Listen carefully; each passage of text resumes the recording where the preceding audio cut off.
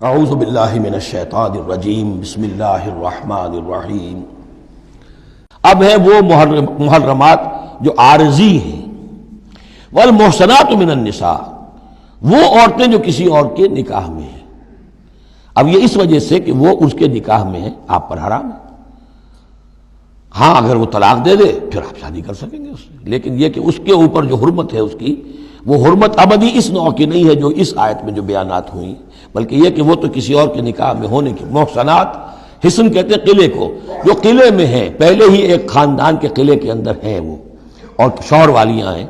الا ما ملکت ایمانکم، سوائے یہ کہ ان میں سے کوئی تمہارے ہاں کنیز بن کر آ جائے۔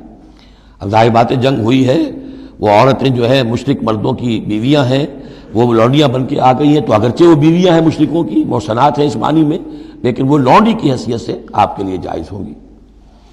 کتاب اللہ علیکم، یہ اللہ کی کتاب ہے، حکم ہے، فرض ہے تمہارے اوپر۔ وَأُحِلَّ لَكُم مَّا وَرَاءَ ذَلِكُمْ، اب اس کے علاوہ تمہارے لیے تمام عورتیں حلال ہیں۔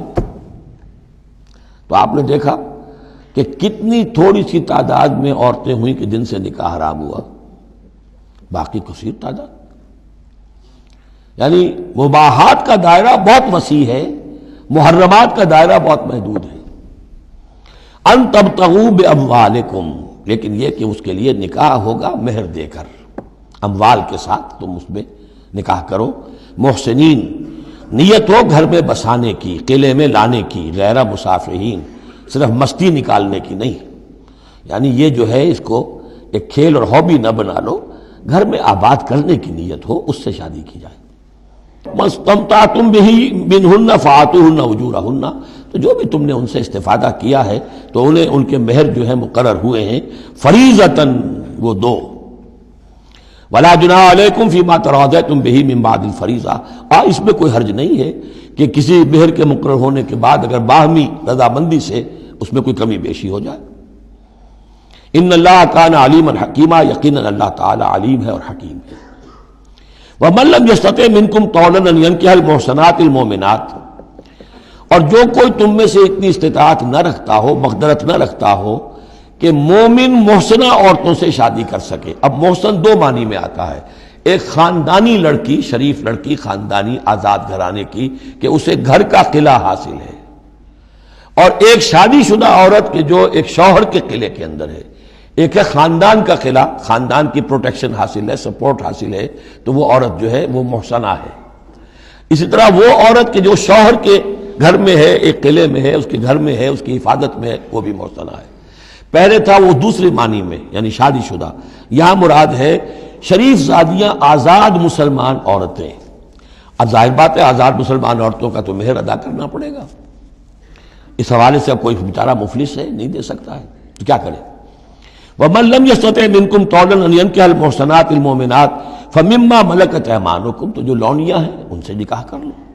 مِن فَتَيَاتِكُمُ الْمُؤْمِنَاتِ، جو تمہاری مومن جو لونیاں ہوں۔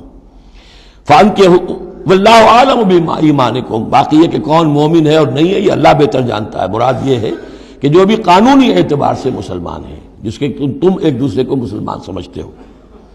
بعضکم من بعض، تم سب ایک دوسرے ہی میں سے ہو۔ فَأَنكِحُوهُنَّ بِإِذْنِ أَهْلِهِنَّ، تو ان سے تم نکاح کرو ان کے مالکوں کی اجازت سے۔ اب ظاہر بات ہے وہ لونڈی ہے زید کی، تو زید اس سے جنسی تعلق قائم کر سکتا ہے، لیکن یہاں اب ایک شخص اس سے اجازت لے رہا ہے کہ میں آپ کی اس لونڈی سے نکاح کرنا چاہتا ہوں۔ اگر اجازت دے دی، اب زید کا تعلق منقطع ہو جائے گا، اب وہ اس لونڈی اس کی اس اعتبار سے اس کے کام میں نہیں آ سکتی، بلکہ وہ اب منقوع ہو جائے گی ایک مسلمان کی۔ اس لیے بے اذن اہلہن، اور اس میں پیش نظر رکھیے کہ ایک معاشرہ تھا، بالفعل یہ شکلیں تھیں، یہ نہیں کہا جا رہا یہ شکلیں پیدا کرو۔ اصل بات کیا ہے کہ جو معاشرہ تھا جس میں کہ قرآن نے اصلاح کا عمل شروع کیا ہے، تو اس میں کیا کیا صورتحال تھی، کس کس اعتبار سے اس میں بہتری پیدا کی گئی تدریجاً۔ فَانكِحُوهُنَّ بِإِذْنِ أَهْلِهِنَّ وَآتُوهُنَّ أُجُورَهُنَّ بِالْمَعْرُوفِ، انہیں بھی ان کے جو مہر ہیں تھوڑے ہوں گے وہ دو، معروف طریقے پر دو۔ محصنات غیر مسافحات، ان سے بھی جو تعلق ہے یہ نکاح کا ہوگا تو نیت ہونی چاہیے گھر میں بسانے کی، محض مستی نکالنے کی اور شہوت رانی کی وہ نیت نہ ہو۔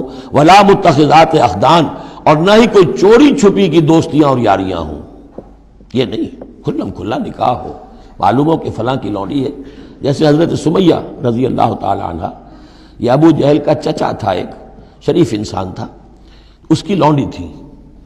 پھر جب یہ یاسر آئے ہیں یمن سے اور آباد ہوئے مکے میں، تو انہوں نے اس کے ابو جہل کے چچا سے اجازت لے کر اور ان کی لونڈی سمیہ سے شادی کی ہے. ان سے پھر حضرت عمار ہوئے، عمار ابن یاسر اور عمار کی والدہ سمیہ رضی اللہ تعالی عنہم، یہ تین کا ایک کنبہ تھا.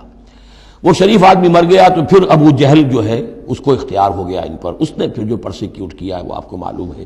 اس خاندان کو بدترین جو ایذائیں دی گئی ہیں وہ اس خاندان کو دی گئی ہیں. فَإِذَا أُحْسِنَّ، پھر جب وہ قید نکاح میں آ جائیں، فَإِنْ أَتَيْنَ بِفَاحِشَةٍ، پھر اگر وہ کوئی غلط کام کریں، اگر کوئی وہ جو ہے بے حیائی کا کام کریں، فَعَلَيْهِنَّ نِصْفُ مَا عَلَى الْمُحْصَنَاتِ، تو انہیں آدھی سزا دی جائے گی اس کی کہ جو شادی شدوں کو دی جائے گی. اب یہ جو ہے چونکہ ابتدائی احکامات ہیں، ابھی تک تو رجم کا حکم آیا ہی نہیں ہے، ابھی تک 100 کوڑوں کا حکم بھی نہیں آیا ہے. ابھی تو یہ تھا آزوہما، تو کوئی بھی انہوں نے اپنا طریقہ مقرر کر لیا ہے کہ اتنا کچھ ہم ماریں گے. تو اس میں البتہ ذہن میں رکھا جائے کہ اس میں یہ ہے کہ جو یہ لونڈی ہے منکوحہ، اس کو اگر سزا دینی ہے اسی طرح کے جرم کی، تو اس کی سزا بھی آدھی ہوگی. اس لیے کہ ایک شریف خاندان کی عورت جسے پروٹیکشن حاصل ہو، اس کا معاملہ اور ہے، اور ایک اس بیچاری غریب یعنی اس کا لونڈی کا معاملہ اور ہے. ذالک لمن خشی العنت منکم، یہ رعایت بھی کہ مسلمان لونڈیوں سے نکاح کر لو، یہ بھی تمہارے لیے، تم میں سے ان لوگوں کے لیے ہے کہ جنہیں اندیشہ ہو فتنے میں پڑنے کا، جو اپنی شہوت اور جنسی جذبے کو روک نہ سکتے ہو، کہ اگر ان کے لیے نکاح کی کوئی شکل نہیں بنتی ہے تو ہو نہ جائے کہ کہیں کسی غلط کام میں وہ ملوث ہو جائیں. ورنہ یہ کہ وان تصبروا، اگر تم صبر کرو، تو چونکہ عام طور پر جو باندیاں تھیں ان کا کردار اونچا نہیں تھا اس معاشرے میں، تو بہتر یہ ہے کہ ان سے نکاح کرنے سے تم بچو اور تعفف کرو، اس میں بہتری ہے. وان تصبروا خیر لکم، اور اگر تم صبر کرو تو یہ تمہارے حق میں بہتر ہے. واللہ غفور الرحیم، اللہ غفور الرحیم ہے. صدق اللہ العظیم.